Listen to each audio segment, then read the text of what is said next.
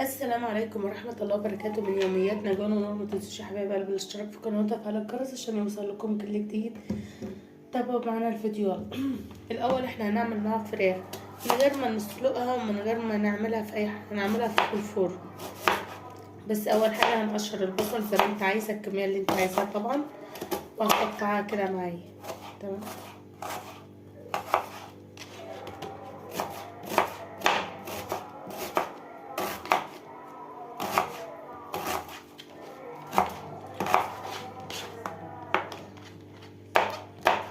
فلفل وبصل وطماطم. قشري بقى الكمية اللي انت عايزاها.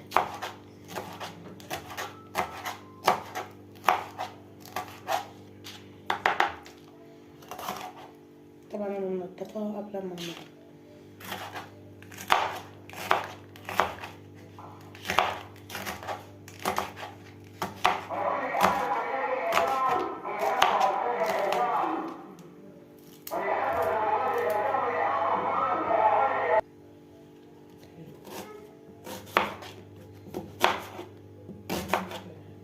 هي احسن طريقه ان انت تقشرها، تعملي لها البصل جوانح. تمام.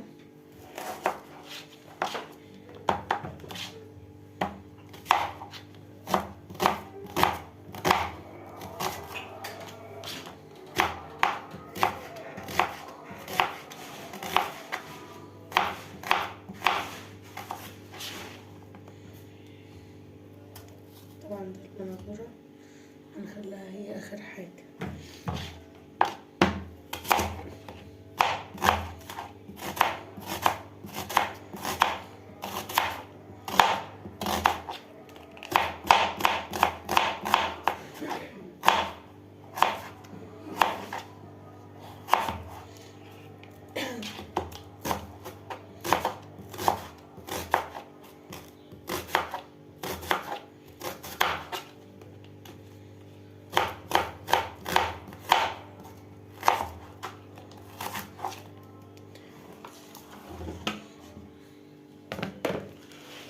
التوابل برضه كده زي ما بنعملها.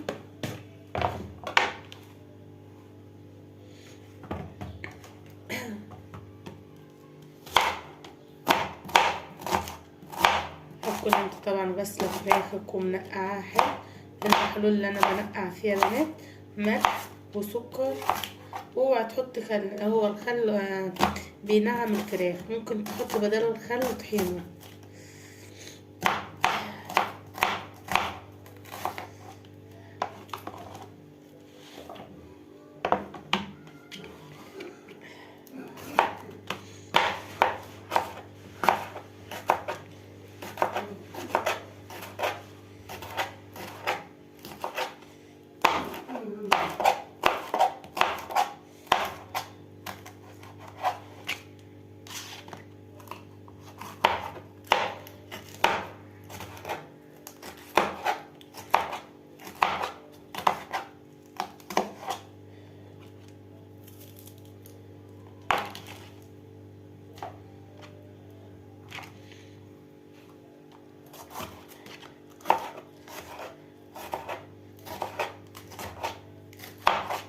شوف الكمية اللي انت هتعمليها.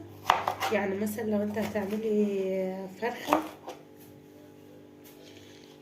هتقلليها، هتكتري براحتك. انا هعمل 3/4 فرخة على قد العدد.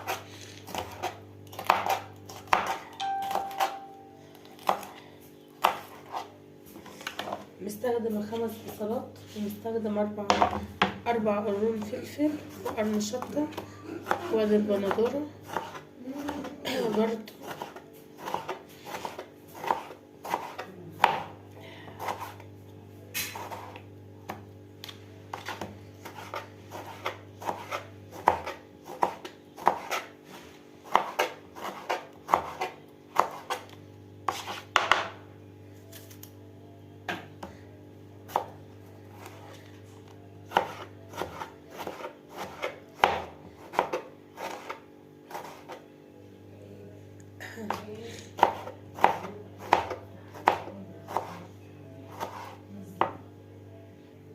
شفت بقى بعد ما انا خلصت في الاخر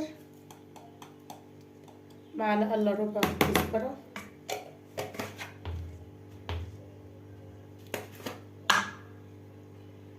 ربع معلقة فلفل اسود،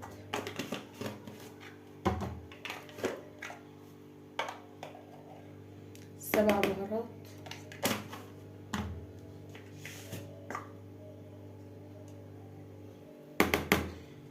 في طعم حلو بيبقى في الفراخ. يعني قولي دي توابل الفراخ اصلا.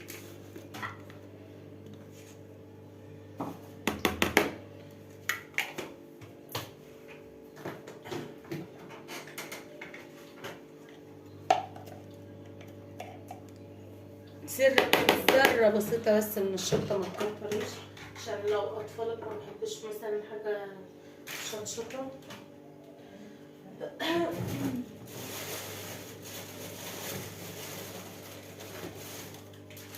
طبعا الملح حسب الرغبة.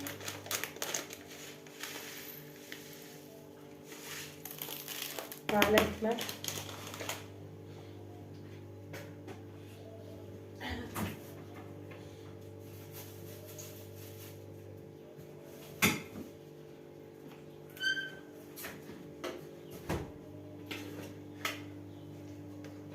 معلقة توم كبيرة.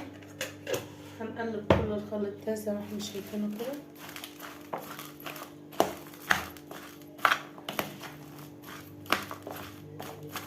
اهو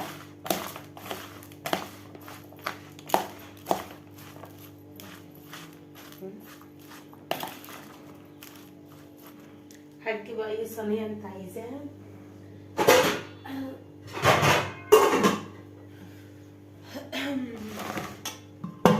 طبعا الصينية دي موجودة اهي، بغطاها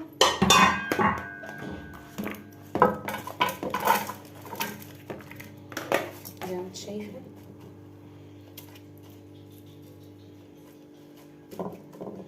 الطماطم هتديلها الصلصة بتاعتها، يعني ما تهبطش نفسك كتير.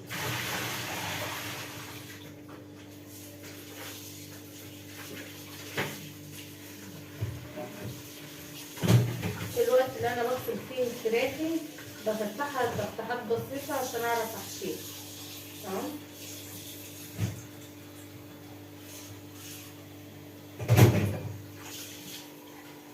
بس في نفس الوقت مش عايزة الجلد بتاعي يتقطع مني.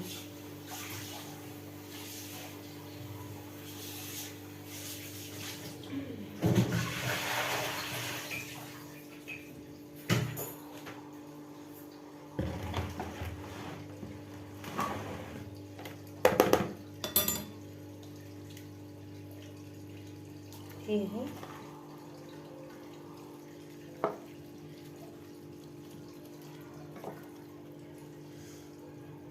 انا بجيب الصينية على قد حاجتي بس اللي انا هستخدمها.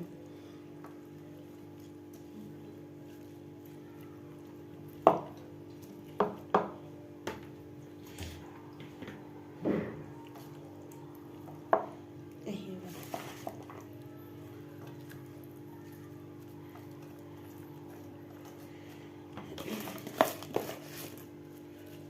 بقى زي ما انتم شايفين.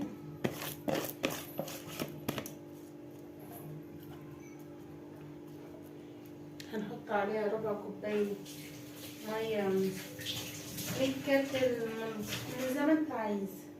تمام. ولا هعمل فيها اي حاجة.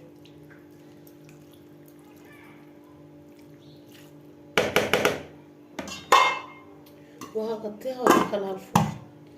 كل ما اولعها الفرن قبلها عشان بس هديلها تحميرة من الفوق، او اسيبها واديلها التحميرة دي من الشكل النهائي. انا هغطيها واسيبها واحمرها في الشكل النهائي، واوريلكم اخرها اول ما الفيديو يخلص. شوفوا بقى دلوقتي يا حبايب قلبي هنعمل الرز. فراخنا لسه بقى ايه في الفرن. تمام. ادي الشعريه، ادي شويه من لسان العصفور،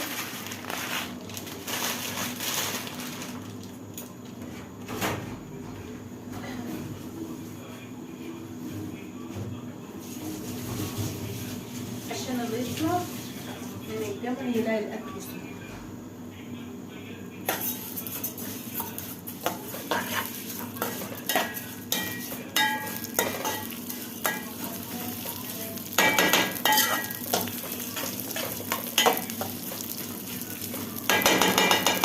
هنسيبها تتحمر مع نفسها.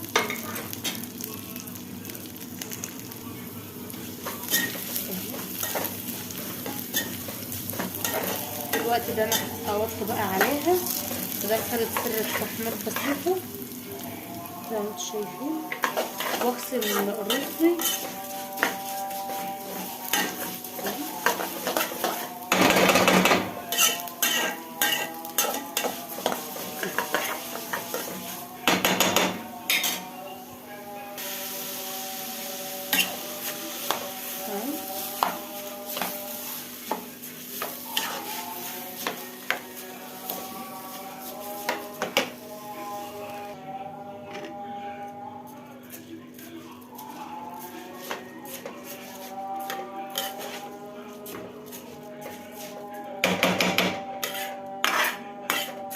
طبعا في الوقت ده انا كنت مصفيه.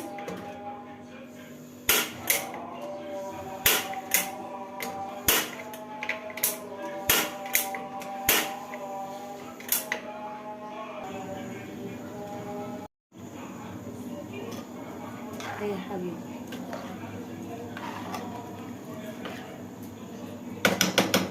هنسيبه، هنحطله بس معلقه ملح وبعد كده يتلدل مع نفسه خالص.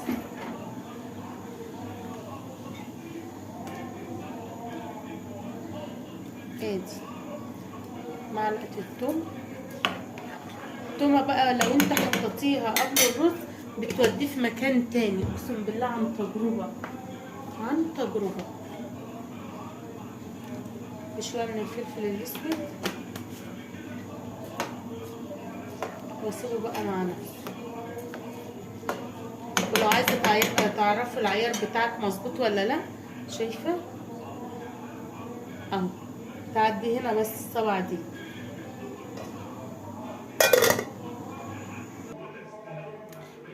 شايفين بقى يا فله؟ بسم الله ما شاء الله. هوريكم حاجه بسيطه. شايفين